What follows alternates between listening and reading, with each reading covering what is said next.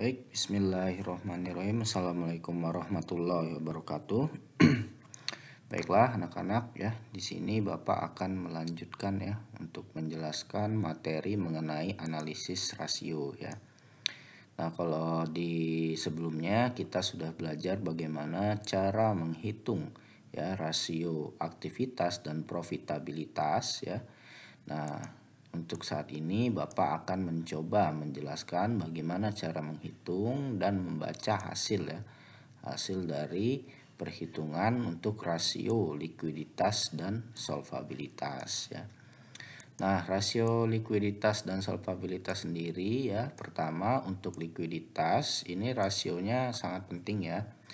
Dimana ini untuk menilai kemampuan perusahaan dalam menyelesaikan kewajiban jangka pendeknya ya. Sebenarnya ini sudah sempat saya bahas sih ya sekilas dulu pas kita membaca informasi di laporan posisi keuangan ya. Itu sempat saya singgung sedikit terkait dengan likuiditas ya. Nah, untuk yang solvabilitas ya, ini adalah rasio untuk mengukur dan mengetahui kondisi perusahaan dilihat dari pembiayaannya ya, pembiayaan dan sumber modalnya ya. Jadi sumber pembiayaan untuk aset itu ya nanti bisa diketahui dari rasio solvabilitas ya. Dan juga selain itu dari rasio solvabilitas ini juga kita dapat mengetahui bagaimana kemampuan perusahaan ya dalam membayar beban bunga ya, beban bunga sebagai konsekuensi dari hutang jangka panjang ya. Itu juga bisa dinilai dari rasio solvabilitas. Sederhananya kalau likuiditas ini kewajiban jangka pendek, kalau solvabilitas ini keseluruhan kewajiban dan kewajiban jangka panjang ya. Jadi dia lebih ke unsur pembiayaan nantinya ya, sama kewajiban yang sifatnya jangka panjang. Oke, di sini saya mencoba untuk menganalisis PT Alvaria Trijaya ya, atau yang kita populernya salah satu supermarketnya itu bukan supermarket ya, atau inilah merek tokonya itu adalah Alfamart ya. Alvaria Trijaya, intinya yang punya merek Alfamart ya, merek toko Alfamart. Nah, di sini kita akan coba untuk menghitung rasio dan membaca hasilnya ya, tapi belum sampai ke pembahasannya ya. Nanti insya Allah untuk pembahasan semua rasio ini akan saya terangkan di pertemuan selanjutnya setelah kita belajar bagaimana menghitung rasionya dan juga membaca hasilnya ya. Oke, di sini sudah saya ini ya rekap atau tabulasi data-data keuangannya yang kita perlukan ya. Nah, di sini sebenarnya saya menambahkan dari yang kemarin ya. Di sini ada tambahan dari yang untuk menghitung rasio profitabilitas dan aktivitas itu. Di sini saya menambahkan kewajiban jangka pendek ya, jangka panjang, terus juga aset lancar ya, lalu kas dan setara kas ya. Nah, jadi sebenarnya untuk rasio likuiditas dan solvabilitas ini anak-anak ya, kita banyak sekali nanti menggunakan data dari laporan posisi keuangan ya. Banyak datanya diambil dari situ ya. Nah, dari sinilah, dari aset ya, posisi keuangan, aset, terus kewajiban ya. Intinya lah banyak ngambil dari sini ya. Ya. Dan ini sudah saya pindahkan semua ke sini ya. Seperti aset lancar ya. Ini 2021, 2020-nya ya. Ini saya dapatnya dari sini semua ya. Nih, kita pindahkan ke sini ya. Tuh ya, anak-anak ya. Jadi hampir semua sebenarnya informasi yang ada di laporan keuangan itu nanti untuk semua rasio ya anak-anak itu kepake semua ya. Nah, di sini nanti juga ada tambahan anak-anak ya, beberapa tabulasi untuk penyesuaian terhadap informasi ya. Jadi informasinya dan kita lakukan penyesuaiannya ya. Nanti akan kita bahas ya sambil jalan aja, nanti sambil kehitung nanti ini kok ya. Oke, ini sudah ini ya, ini adalah deskripsi dari data-data ini ya, apa aja datanya ya. Nah, kita langsung ke hasil analisisnya ya. Jadi kalau analisis rasio likuiditas ini sebenarnya ada 3 rasio ya anak-anak ya. Rasio lancar, rasio sangat lancar, sampai rasio kas ya. Pertama rasio lancar. Rasio lancar ini rumusnya ya, ini rumusnya adalah aset lancar dibagi dengan hutang jangka pendek ya. Ini ya, dapatnya dari sini ya. Nih, jadi aset lancar tadi mana ya, ini ya, dibagi kewajiban jangka pendek ya. Itu untuk mengetahui rasio lancar ya. Ini angkanya ya, jelas angkanya dari atas tadi ya, dan ini sumbernya jelas dari laporan keuangan ya anak-anak ya. Aset lancar ini adalah kewajiban jangka pendek ya. Nah, di sini rasio lancarnya ketemu 0,87 atau 87% ya, rasio lancarnya. Nah, artinya di sini adalah ya, sama tahun 2021 per 2021 ini ya, aset lancar yang dimiliki perusahaan ya, itu hanya mampu mengcover 87% dari total kewajiban lancarnya ya. Jadi nggak semua kewajiban lancarnya itu bisa ke cover oleh aset lancarnya perusahaan ya. Masih kurang berapa persen tuh? Kurang 13% ya. Atau sederhananya setiap 1 rupiah aset lancar ya, itu hanya bisa ngelunasi 0,87 kewajiban lancarnya ya. Oke, itu ya artinya dari 87% dan atau 0,87 ya. Ini untuk melihat kemampuan perusahaan, dilihat dari melunasi hutang jangka pendeknya jika menggunakan aset lancarnya ya. Nah, berikutnya quick ratio. Nah, rasio sangat lancar ya. Nah, rasio sangat lancar ini intinya adalah mengukur kemampuan perusahaan jika menggunakan aset-aset yang sangat liquid ya anak-anak ya. Ya, aset lancar ini memang liquid ya, tapi belum tentu sangat liquid ya. Aset lancar ini kan intinya adalah aset yang akan direalisasi, dijual ya, ataupun digunakan kurang dari 1 tahun untuk menciptakan penjualan dan menghasilkan kas ya. Jadi cepat dia diputarnya ya. Tapi ada yang lebih lancar lagi dan lebih liquid dan lebih gampang untuk dijadikan uang tunai ya. Nah, ini apa aja sih sebenarnya aset-aset yang sangat lancar yang bisa secara cepat dijadikan uang atau kas ya, atau dapat dimudah dengan dijual itu ya. Itu ada kas ya, jelas ya, kas, sekuritas jangka pendek ya. Jadi sekuritas jangka pendek ini adalah aset-aset keuangan yang punya jatuh temponya itu rata-rata kurang dari 3 bulan atau bahkan bisa dijual secara cepat ya. Dan piutang ya. Nah, piutang ini kan pada umumnya piutang tuh cepat ya. Misalnya kayak kita menjual ke pelanggan, perusahaan-perusahaan menjual ke pelanggan itu kalau piutang dagang ya rata-rata 30 hari ya, 1 sampai 30 hari itu dilunasi. Makanya bisa dibilang ini cepat ya berputarnya menjadi uang kas. Nah, setelahnya kayak persediaan ya dan lain-lain ke bawah, persediaan ke bawah itu tuh udah nggak lancar lagi anak-anak, nggak gampang dia di konversi menjadi uang kas ya. Itu sulit ya. Ya persediaan butuh dijual dulu. Dijual juga belum tentu dibayarnya langsung tunai. Bisa aja penjualannya misal penjualan secara borongan ya, itu bisa saja nanti dia adalah secara kredit. Barangnya nyampe dulu, faktur diterima oleh konsumen kita, baru nanti dilunasi ya. Nah, jadi ada tahapnya dulu, ada berapa tahap itu ya. Nah, makanya persediaan ya nih untuk yang, nah ini aset lancar ya. Udah kalau ada persediaan ke bawah ini udah enggak, ini udah sulit, bukan sulit ya, berarti agak lama dia dapat dikonversi menjadi kas atau agak lama untuk segera direalisasinya. Beda ya. Di sini kas dan piutang ini adalah yang paling liquid ya. Apalagi kas ini sangat paling liquid ya. Nah, kalau di laporan posisi keuangan ini anak-anak ya, sebagai tambahan ya, dalam penyusunannya ya, kita kalau yang paling atas ini, kalau aset lancar, dia menunjukkan semakin liquid anak-anak kalau posisinya paling atas ya. Berarti kalau semakin dia ke bawah, ini liquidnya makin lama ya. Kuncinya di situ ya. Nah, kalau dia sudah sampai persediaan, nah ini berarti udah cut off ini. Berarti yang dibilang liquid itu kas, piutang sampai sini aja ya.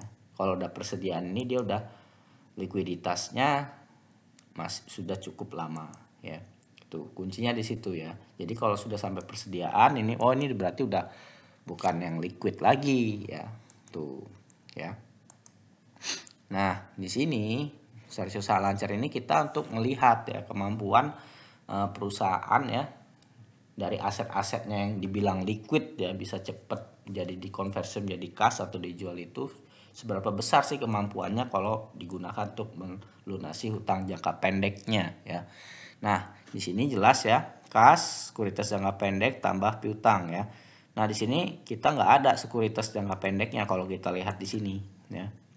Jadi di sini yang di atas persediaan ini hanya ada kas sama semua piutang anak-anak ya.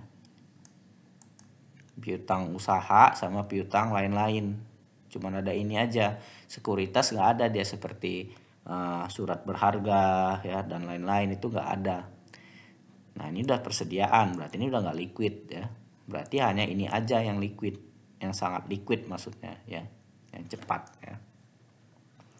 Nah, jadi kas ditambah piutang ya.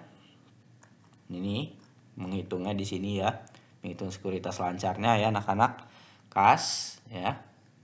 Ditambah piutang usaha ya, ditambah piutang lain-lain. Kalau kalian mau lihat langsung dari laporan keuangannya ini ya. Kas ditambah piutang usaha ini ditambah piutang lain-lain. Bawahnya udah persediaan nggak masuk ya. Tuh. Nah, ketemulah di sini nilainya 0,32 atau 32% ya. Artinya apa di sini?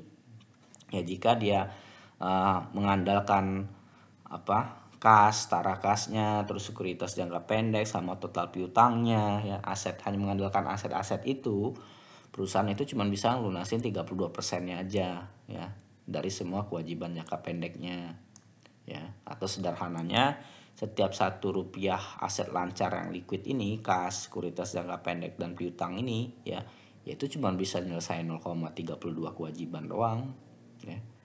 Sedikit ya berarti. Oke, nah ini kita belum menilai anak-anak ya. Kita hanya menginterpretasikan hasil ini aja, maknanya apa ya. Tapi di sini kita belum menilai ya. Menilai itu belum kita bahas hasilnya ini ya. Apakah perusahaan ini bagus atau enggak, belum ya. Belum sampai situ. Insya Allah besok lah nanti saya bahasnya ya. Nah, berikutnya adalah rasio kas anak-anak ya. Ini rasio likuiditas yang ketiga. Ini yang paling lancar sekali ya, kas ya. Kas dan setara kas ya. Ini yang paling sangat liquid ya. Udah di atas piutang ini likuiditasnya ya. Nah, ini sekarang kita melihat dari kas setara kasnya aja ya. Seberapa besar sih kemampuannya ya. Nah, kalau dari hasilnya ini ya, ini 0,20 atau 20% ya. Berarti sederhananya, ini bukan aset lancar ya, ini kas. Salah. Dan setara kas. Nah, berarti sederhananya setiap Rp1 kas dan setara kas itu cuma bisa melunasi 0,20 kewajiban anak-anak ya.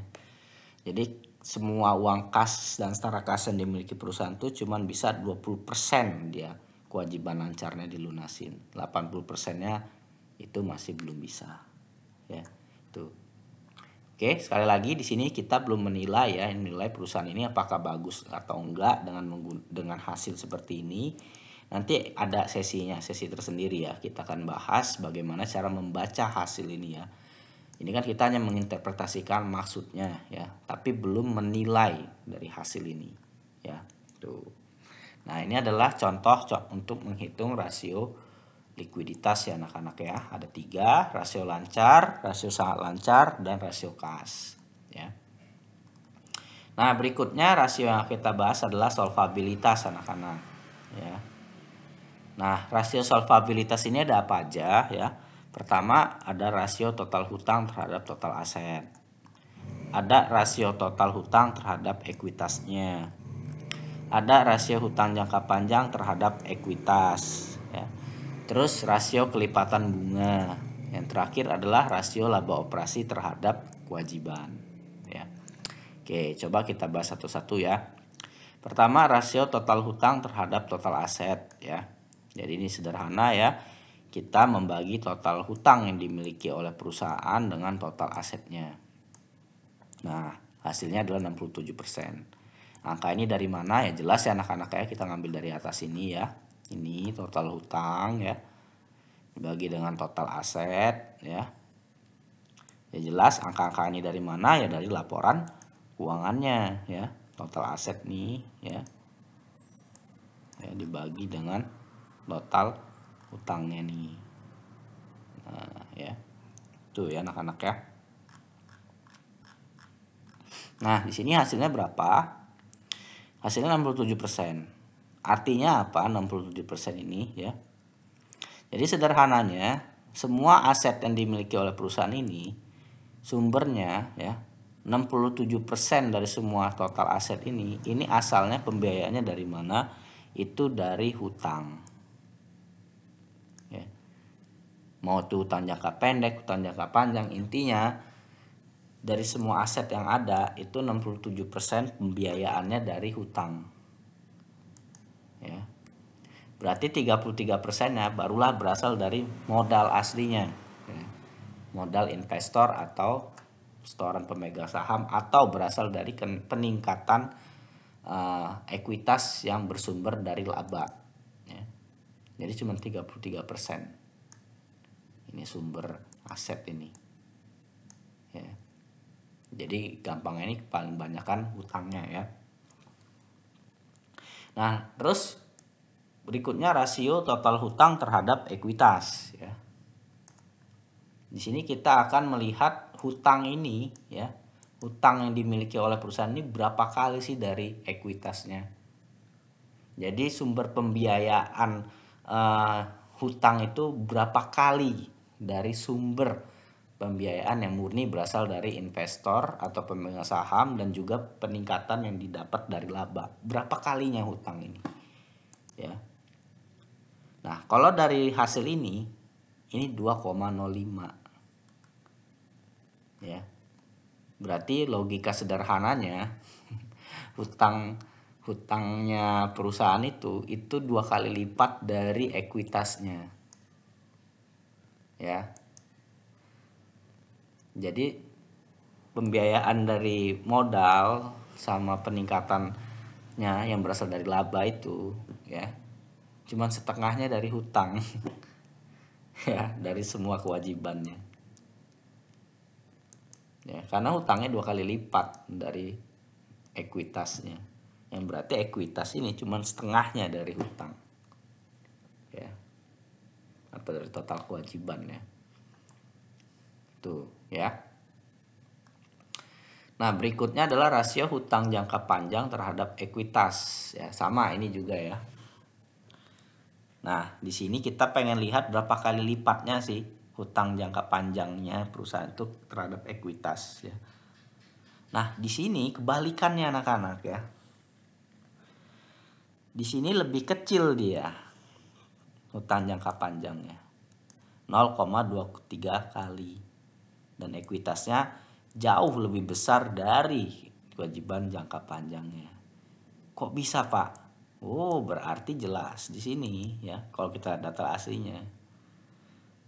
Yang menjadi mayoritas hutangnya si perusahaan ini adalah kewajiban jangka pendek anak-anak tuh. Lihat tuh kalau nggak percaya tuh.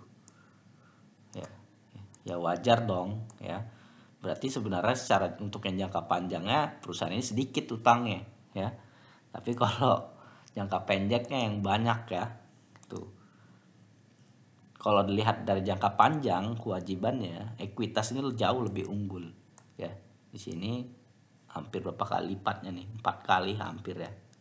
Ekuitas ke ini ya. Tuh, ya. Nah, berikutnya rasio kelipatan bunga ya. Rumusnya laba sebelum pajak dan bunga dibagi beban bunga. Nah, ini anak-anak ya. Nah, di sini kalian perlu mencarinya di laporan laba rugi komprehensif anak-anak ya. Nih. Nah, ini nah. Ini ada pendapatan keuangan. Nah, ini ada biaya keuangan. Nah, inilah bunganya anak-anak ya, beban bunga ya. Biaya keuangan ini. Ya, ini adalah beban bunganya. Nah, yang diminta itu adalah laba sebelum pajak ya, sebelum pajak sama sebelum biaya ini. Ya.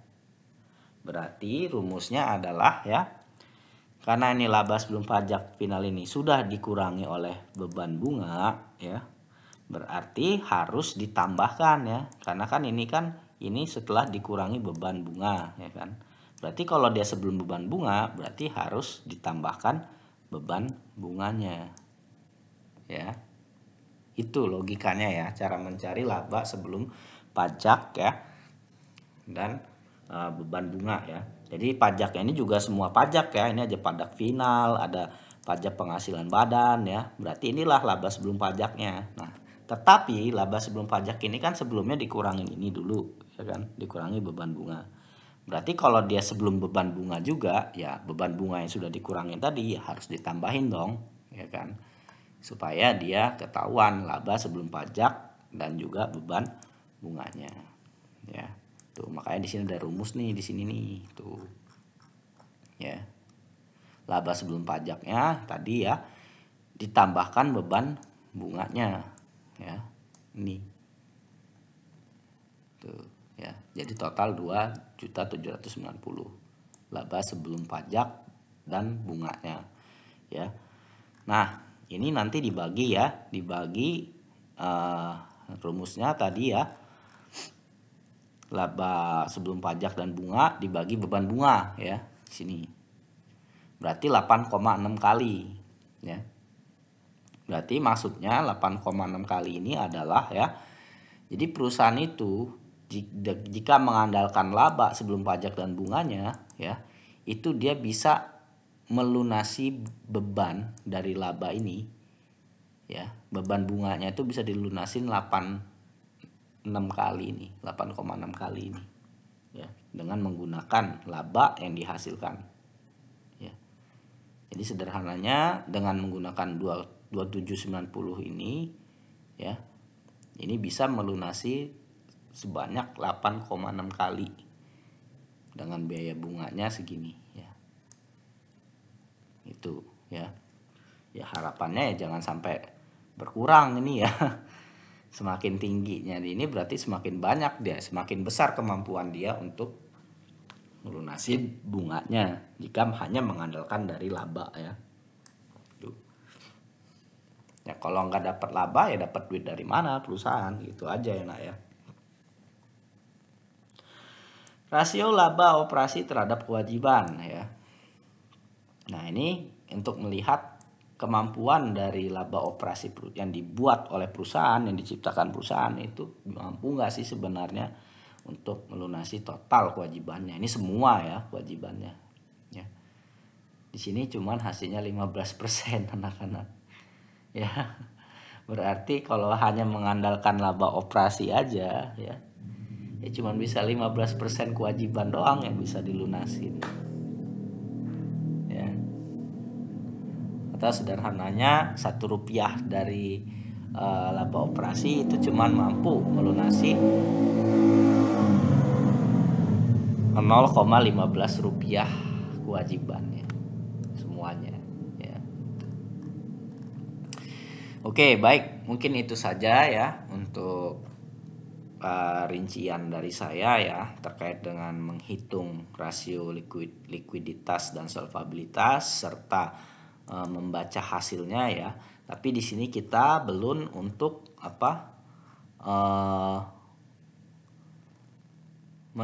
menilai ya, kita belum menilai ini apakah dari hasil rasio yang sudah kita hitung ini perusahaan ini sudah bagus atau belum ya.